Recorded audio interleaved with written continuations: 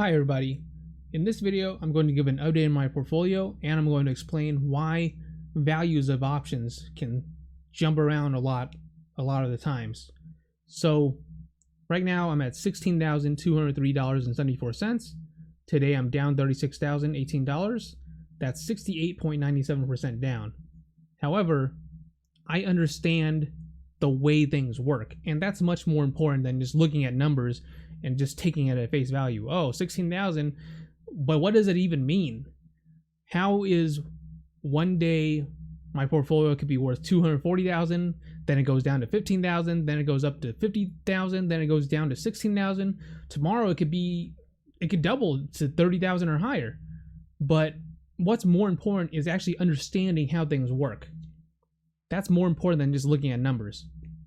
So when you're dealing with options, say for example, Airbnb, go to trade Airbnb options, and you look at these prices right over here on the right side, price.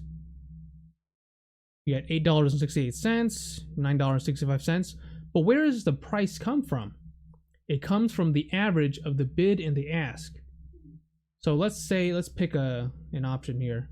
So the September 3rd $150 call, if you click on it, it'll bring up the all of this detail. So you got the bid here, $6.60, and the ask, $7. So this is the bid and the ask. Now what is the bid and the ask? The bid is the highest price that a buyer is willing to buy, and the ask is the lowest price that a seller is willing to sell. So bid is on the buyer side, ask is on the seller side. And the price that it shows, it's the average of these two, the bid and the ask. So for example, right, the $150 call expiring September 3rd, it says the price is $6.80. So let's verify it to make sure that that calculation is correct. So the bid is $6.60 and the ask is $7. So $6.60 plus $7 divide by 2. As you can see here, $6.80. And that's where we get the price from. You take the bid and the ask, add them together, divide by 2, and that's how you get the price. Here's the issue. Options that are very far away in terms of expiration date, sometimes they have very low volume or no volume at all. If we look at something like, I don't know, Cincinnati Financial, trades CINF options, pick an expiration date like March 18th, 2022, which is a little further away. And some of these, for example, the $175 call expiring March 18th, 2022, look at the volume. The volume is 0. So there's no volume at all. It's completely 0. And sometimes when the volume is super low like this, someone can go in, put some ridiculous number as the bid or some ridiculous number as the ask, and that's going to put up some crazy value. Here's a metaphor. If I had a pen, right? Let's say I had a pen, and I said, hey, I'm a seller of this pen and I'm trying to sell it, right? Let's say, hey, everybody, I want to sell this pen for $1 billion. Does that mean this pen is actually worth $1 billion? No, it doesn't. But let's say the volume is so low and I'm the only seller of this pen and I say, I want to sell this for $1 billion. That's going to go into the calculation of the price because I'm putting up some ridiculous number as the asking price. On the other side too, let's say I'm a buyer and I want to buy a Lamborghini. And I say, hey everybody, I want to buy a Lamborghini for $5. Does that mean a Lamborghini is actually worth $5? No, it doesn't. But if the volume is super low or even 0, and I'm a buyer who puts in a bid of $5 for a Lamborghini, that's going to show the price as way lower than it actually is, even though Lamborghinis are typically expensive. So this is what's happening. I'm picking an expiration date of June 17th, 2022. That's very far away from now. And because of that, it's lower volume, and people can go in sometimes and put some crazy numbers for the bid and the ask, and that's going to completely throw off the price. Sometimes sellers can go in and put an ask that's super high. Sometimes buyers can go in and put a bid that's super low. For example, let's say, go to the options here for Baba, pick June 16th, 2023, which is far away.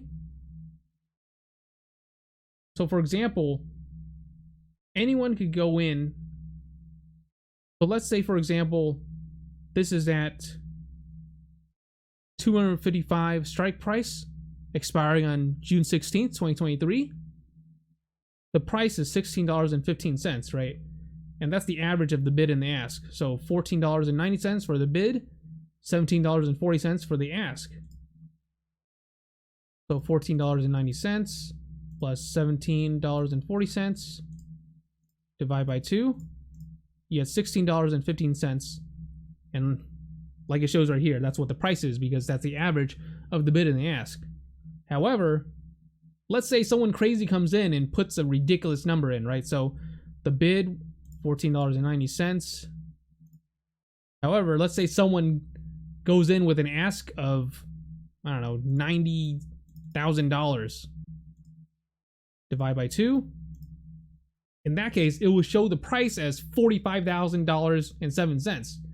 Even though even though clearly this is not the typical price for this option. However, the volume is so low that sometimes these things can happen.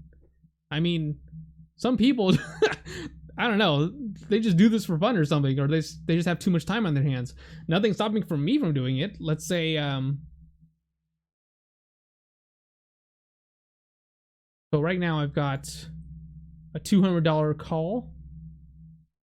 I've got a $195 call expiring on June 16th, 2022. So let's go to that.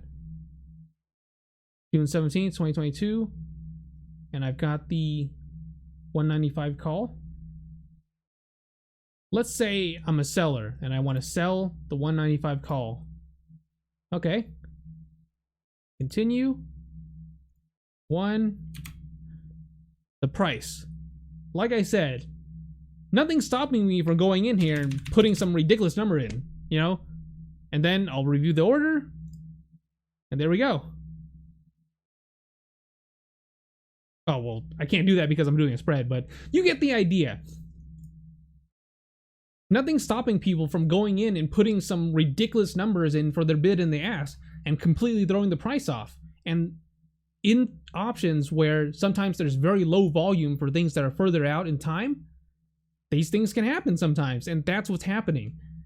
So if the expiration date is very far from now, you're going to have people sometimes putting in ridiculous numbers for their bid and the ask price, and that's going to completely make the value jump around a lot. This isn't really a problem with the underlying stock itself. So, for example, Alibaba, what's the volume for Alibaba?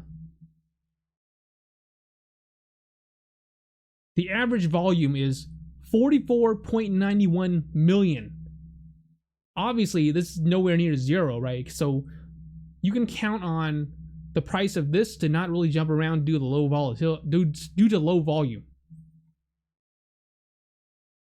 Not only that, but the volume for options that are closer in terms of expiration date are much higher than those that are far out in expiration date. So let's say expiring September 3rd. If you look at some options here, like the 180, click on this. Look at this, the volume, 20,000, over 20,000, right? But if you pick something that's further out in expiration date, for the same, no wait, this isn't the same strike price.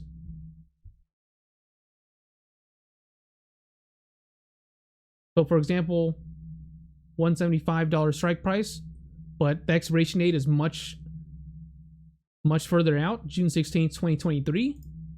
The volume is only 75. compare that to over 20,000, right? So that's the reason. Options that expire soon, they have much higher volume than options that expire way later. And my spreads that I'm doing, they expire in June 2022.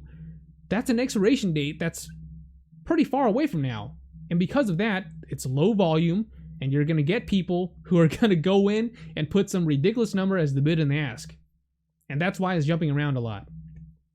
So now that you know why it jumps around a lot, it makes no sense to constantly want to see the numbers every single day, because you can't really trust these numbers. You can't really trust them because it's so far out in expiration, and you have a bunch of people putting in ridiculous numbers.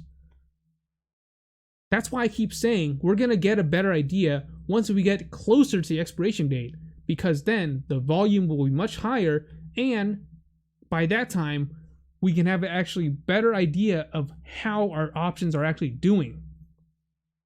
Right now, since my spreads expire in June 2022, you can't really trust the values because it's so far out in expiration date, and the values are just going to jump all over the place.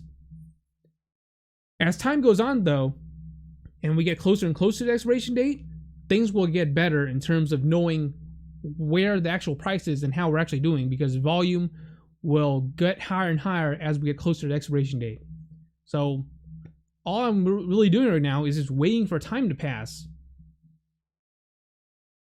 Waiting for time to pass as we get closer to the expiration date, and we'll have a better understanding of where we actually are. Because right now, it's just going to jump around all over the place. Anyways, that's it for this video. I hope I explained things well so that you guys can understand it. And I'll see you guys in my next video. Thank you. Bye.